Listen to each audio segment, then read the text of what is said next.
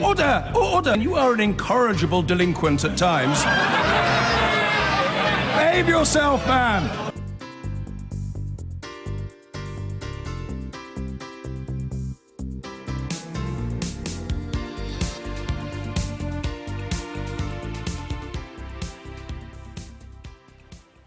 The balance of power in the Labour Party has tipped a little more to the left after the election of 3 new members to the ruling National Executive Committee.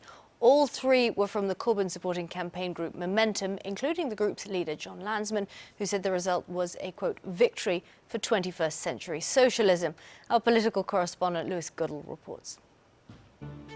In the 118-year history of the Labour Party, the left have never been so dominant as they are today. Not in the 80s, not in the 40s, when the leadership was dominated by centrist figures like Attlee. They're in control of many of the important trade unions, like Unite. They control the party leadership and the office of the Leader of the Opposition. They control party HQ and now the NEC. In fact, pretty much the only thing they don't control are the party's MPs here in Parliament. But today's NEC result could potentially change all of that. It gives the left the opportunity to introduce mandatory reselection. That's the idea of making MPs reapply for their jobs as Labour candidates every election time. If they do that, then they could potentially replace the more moderate Labour MPs with those more predisposed to Jeremy Corbyn.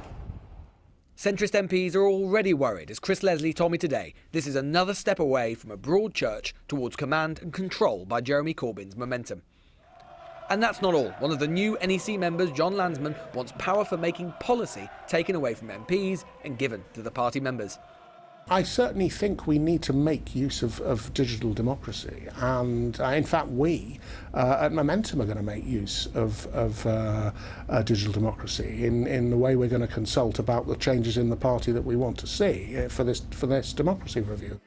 Today's NEC result wasn't even close, but only 12% of Labour members voted. That should worry the Corbynistas. It shows many members aren't as interested as they might like or hope in their agenda. That's why the left will move quickly. With a clear majority on the NEC, they have a once-in-a-generation opportunity to reshape the Labour Party in Jeremy Corbyn's image. If they succeed, he will have claim to take his place in the league of truly important Labour leaders with Attlee, Wilson, Blair and Brown. Corbyn and his followers are unlikely to waste it. Lewis Goodall, Sky News. Now, we've had an election result within the last half an hour. Yes, phew, news. 3 candidates have been elected to sit on Labour's National Executive Committee, which is the party's ruling body. The 3 winning candidates were all backed by the pro-Jeremy Corbyn group Momentum, and it's thought that the balance of power on the NEC has now changed in favour of the left of the party. There were a total of 9 candidates running for 3 new places on the National Executive Committee. The 3 winning candidates were John Landsman, the founder of Momentum, and 2 other candidates backed by the organisation, Yasmin Dar and Rachel Garnham. It's thought that the balance of power on the NEC has now been shifted decisively in favour of Jeremy Corbyn and the left of the party. Separately, there's also an ongoing review into the internal democracy of the Labour Party, which is being carried out by Jeremy Corbyn's close ally, Katie Clark. The first set of proposals from the Democracy Review will be discussed by the NEC next week. Joining me now is Michael Segaloff. He's the news editor at Huck magazine and a supporter of Momentum. Welcome to the Daily Politics. Do you think this will indicate a shift in the party further to the left? Well, I don't think it will do anything other than reflect what the party is already doing. This was a vote for the members of the Labour Party in a democratic election, and the results are clearly reflective of what the people think already. What was the point of the election in the first place, and bearing in mind it's taken up quite a lot of time and money? Sure, well, the idea was that with such a huge membership now, it's 500, 600,000 people. 600,000, I think. It was necessary to have more representation of Labour members on the NEC.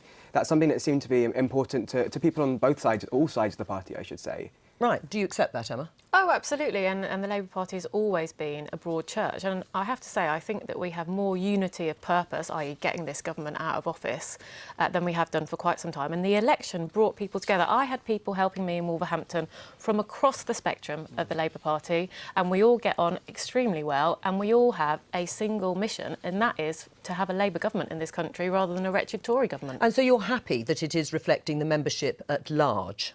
Well, there was an election. There were 3 new members, as Michael has explained, because of the extent of the membership. We've had more members that join than ever before, and I accept that.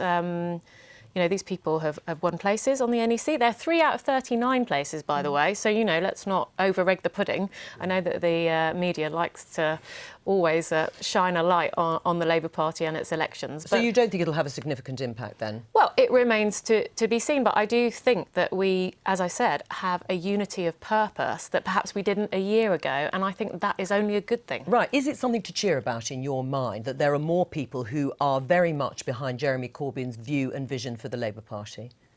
Well, Jeremy Corbyn has done better at the election than many thought. We didn't win the election. Obviously, we lost the election, but we ran the Conservatives very close, and now they're having to rule with the DUP. And so, as I've said, I think the election brought us together as a party and a political movement, and I think that can only be a good thing. John Landsman, the founder of Momentum, one of those successfully elected, said yesterday there's no reason for any hard-working MP who campaigns hard with their constituents and the members of their local party to feel nervous about anything. That implies that there will be a judgment made about some MPs on mandatory reselection. I think John's made it perfectly clear that he's not a believer in mandatory selection across the board. I think that we should talk more about in our democratic processes about how we hold our MPs accountable and what that means. But I think as John made clear, and that's his opinion anyway, if MPs are engaged with their constituents and have the support of the people they represent, which is vital in a practising and functioning democracy, then MPs have nothing to worry about. Right, and the people they represent being their constituents, if they don't reflect the views of Labour Party members, perhaps from Momentum, do they still have a right to stay as an MP? As far as I'm concerned, this is my personal view, it's up to constituents in each constituency to decide who represents them and how. Should there be a debate now about mandatory reselection? Because certainly John Landsman, although may not want a broad-based mandatory reselection, is, for instance, calling for it in parts of London. He thinks some of those should be rerun. Well, I disagree with John Landsman, and I disagree with anybody who's calling for mandatory reselection of MPs. The truth is, as I've said, we've always been a broad church, and I think that the sort of bitterness that we've seen over the last couple of years and some of the rows that we've had, we need to put that behind us. And we need for the parliamentary party, the membership and the leadership to work together, because actually this government is on the ropes, and that's what we should be focused on, taking the fight to the Tories rather than obsessing about internal procedures and introducing things which will only create a division and bitterness. Right. And so I don't think there should be mandatory, if I can say it, mandatory reselection. I know, I can't say it either. It's a horrible phrase. But we did have progress on from another wing of the party who actually feel that this is an attempt to take over the Labour Party. Well, I hope that it isn't. And I hope that the review that's going on will not conclude that we need mandatory reselection, because I think that would be very, very bad for the sense of unity of purpose that I've talked about that has been created during the election campaign and since. Right. I mean, John Landsman also wants the threshold for the next leadership contest nominations to be lowered. Do you agree with him? I think that the current threshold is about right. I do think that the leader of the Labour Party needs to have the confidence of his or her MPs. I think that is important. Right, and do you think that, or do you agree with John Landsman that it should be lowered below the 15% to 10%, 5%, or in his case, scrapped altogether? As far as I'm concerned, Labour MPs are there to reflect and represent Labour members and their constituents. I would like to see a threshold in place that means no wing of the party is kept out of any future leadership elections. And they haven't been, though, have they? Well, I mean, it was pretty close in Jeremy Corbyn's the first time round. But sure, as long as that's in place, I think that's what's significant. But if we start seeing the threshold left as it is, and in the future members of MPs on either side of the party left off the ballot, that to me is something to be worried about, because the party needs to be there, both its leadership and its MPs, to represent both Labour members and their constituents. What other things would you like to see change within Labour if they're going to be reviewing this internal democracy? Well, I think the democracy review is in 3 stages, and we've only just had the results of the first, which has looked at Women's Conference, I think it is, BAME membership and Young Labour. All areas, I think, where we can all agree that more work could be done to ensure we're engaging with Labour members.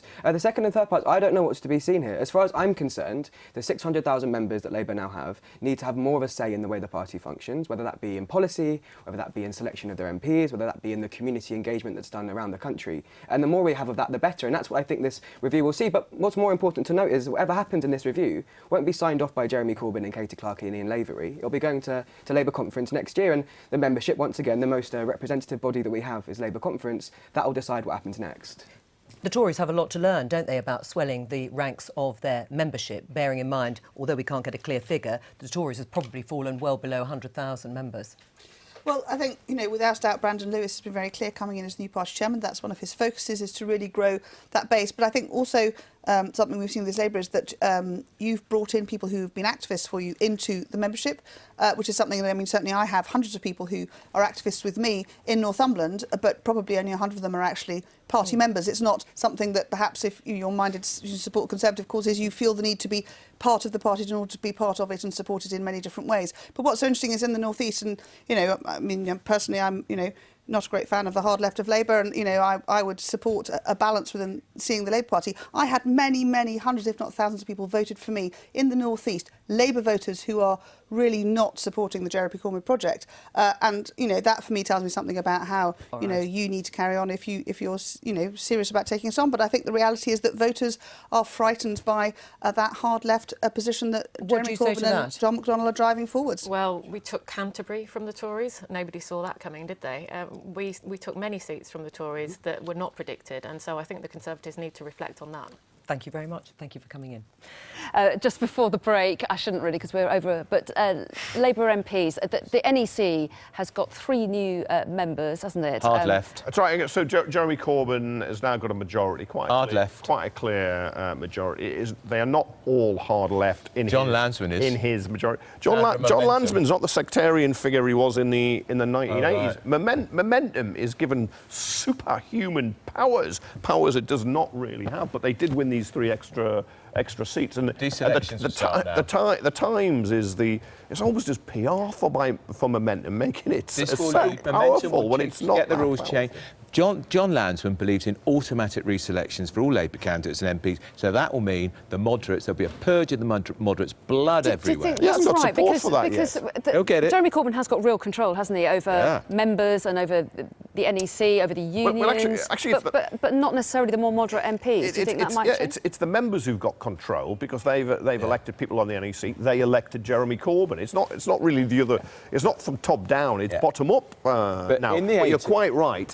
If Labour's a broad church, some pews are rather more overpopulated than others. And there are some people in the parliamentary party, some MPs, who will think, hang on, I've got problems with my local party now because I don't agree with them. But in the end, who owns a party? Briefly, Yes, in the 1980s... I'm in such trouble now. I'm in such trouble with the break. The militant tendency, the hard left extremes were on the fringe of the Labour Party. Momentum has now taken over the entire machinery of the Labour Party. The hard left has pulled off the biggest coup in decades. Momentum is not militant. Biggest coup in decades. I'll let you carry on that in the break because I really need to go to it now. Tories.